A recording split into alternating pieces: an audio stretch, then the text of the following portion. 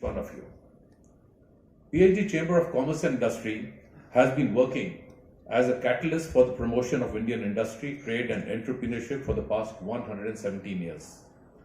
It is a forward-looking, proactive and dynamic pan-India apex organization. As a partner in progress with industry and government, PHDCCI works at the grassroots level with strong national and international linkages for propelling progress, harmony and integrated development of the Indian economy. PHDCCI, acting as the voice of industry and trade with a large membership base of 150,000 direct and indirect members consisting of large, medium and small industries, has forged ahead leveraging its legacy with the industry knowledge across multiple sectors to take the Indian economy to the next level. At the global level, we have been working with the embassies and high commissions in India to bring in the international best practices and business opportunities. We welcome numerous friends of ours from embassies and high commission who are present here and also virtually. Agriculture is the primary source of livelihood for about 58% of India's population. Gross value added by agriculture, forestry and fishing was estimated at 19.48 lakh crore, equivalent to USD 276.37 billion in financial year 20. As per first advanced estimates of national income, financial year 22, the percentage share of gross value added of agriculture and allied sectors at current prices is 18.8% of the total GVA. Consumer spending in India will return to growth in 2021 post the pandemic-led contraction, expanding by as much as 6.6%. Agriculture and allied activities recorded a growth rate of 3.6% at constant prices in financial year 21. The Indian food industry is poised for huge growth, increasing its contribution to world food trade every year due to its immense potential for value addition, particularly within the food processing industry. Indian food and grocery market is the world's sixth largest, with retail contributing 70% of the sales. The Indian food processing industry accounts for 32% of the country's total food market, one of the largest industries in India, and is ranked fifth in terms of production, consumption, export, and expected growth. The total agricultural and allied products exports stood at USD 41.25 billion in financial year 21. As the fifth largest sector in India, food processing contributes about 9.5% to gross value added and 13% to employment of manufacturing segment. Indian food processing industry growth opportunities post the COVID-19 pandemic estimates that the sector is currently valued at USD 263 billion in 2019 with a 5-year CAGR of 11%. The Government of India is mandated to reduce post-harvest losses and enhance food processing levels in India. The cold chain is an important enabler in minimizing post-harvest losses in the Indian food processing sector, as it helps increase shelf life and prevent spoilage across the entire gamut of transportation and storage, warehousing of temperature-sensitive products from the production hub to the point of consumption. Madam, we would like to say that we at the PHD Chamber, we are very much committed that our Honorable Prime Minister says that we have to make India USD 5 trillion economy. We have to double farmers' income, skilling. We are very, very actively involved in all these noble goals. Doubling of farmers' income is very, very near and dear to all of us. In today's day and date, if we have farmer suicides, I think it is totally unacceptable. And the policies which have been formulated by Honorable Prime Minister and Honorable Minister of Agriculture and Food Processing, I think they are simply outstanding. They need to be taken to the grassroots. And we firmly believe that if the losses post-harvest, if they are saved, easily with that, the farmer's income will double. To talk to people directly. We've just come out of that time of 2 years when you were literally talking to your computer screen. So I love this interaction much more than I was doing when I was speaking over the computer systems and all.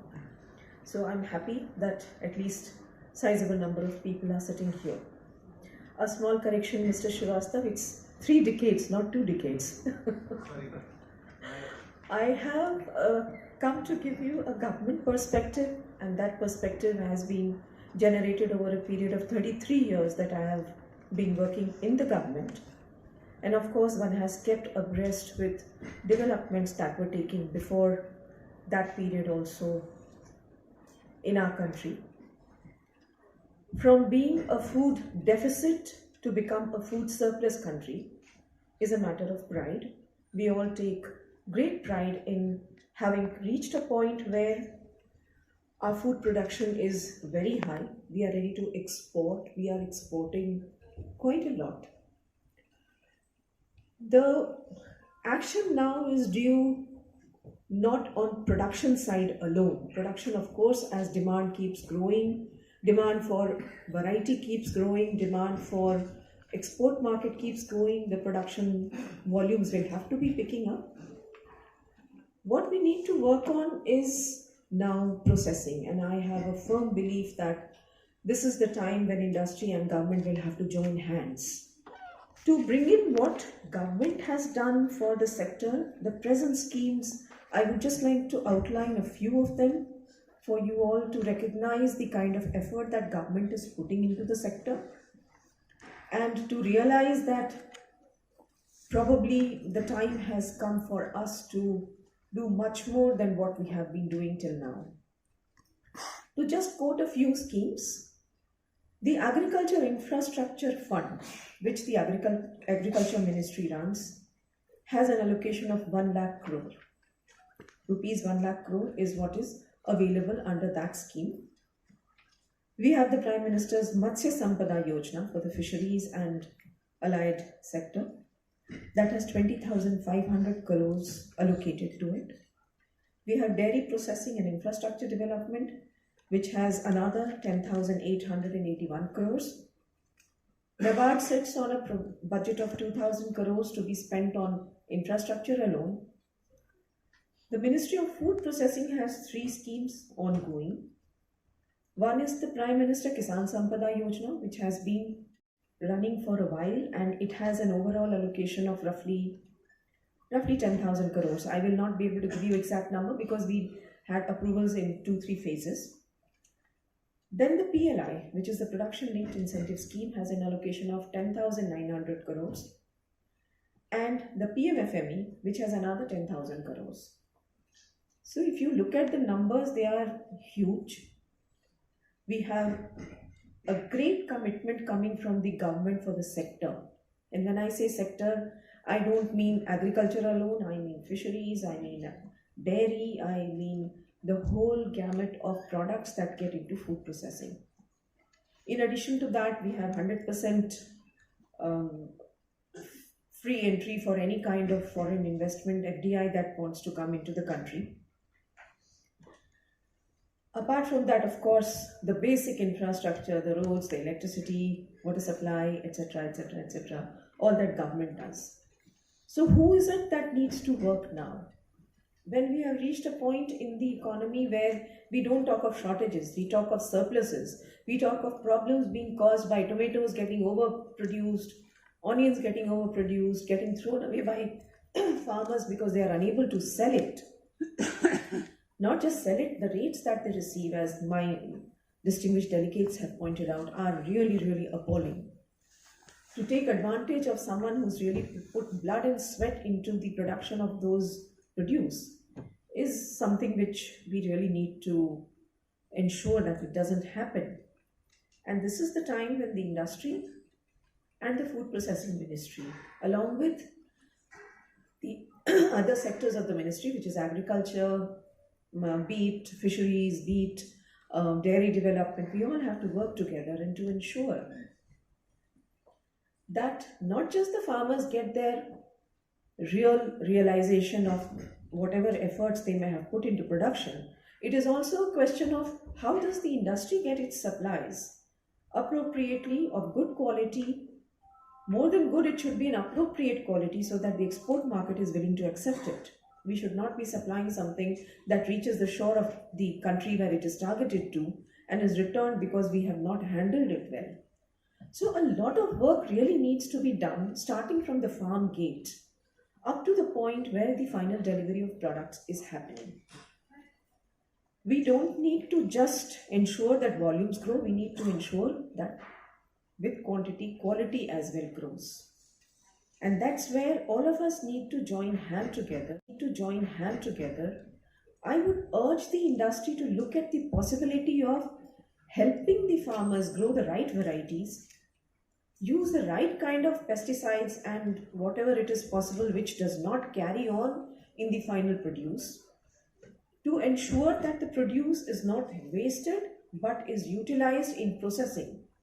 I mean, we all have seen those huge international stores abroad where if you once entered in, you don't need to come back and cook because the food is processed to a level where you don't have to come back and process your food. You already have part processed, ready to eat, ready to cook. And it's not just that I'm talking about farmers, I'm talking about the industry also getting its share in this benefit. Because if we are wasting food, if we are not processing it adequately and the market does not take it as a final processed food, then we are being unjust to ourselves as well. We should not be the country which exports just frozen meat or frozen fish. We should be the ones processing it. I mean, we're taking due care of the delegates who are here from international locations or our embassy locations here. The value addition that needs to be done is to be done in India and not abroad. It should not be that our fish is frozen here, received by some other country somewhere, value added and then exported. The value addition should be done in India. So what is it that we need to do? We need to work together. Industry and the ministry will have to work together. We need to look at the producer. We need to do capacity building there. We need to ensure that there is enough number of testing laboratories around so that food testing is done, quality is maintained. FSSAI does not find reasons to complain. The international agencies do not find reasons to complain that the food contains something which makes it not fit for human consumption.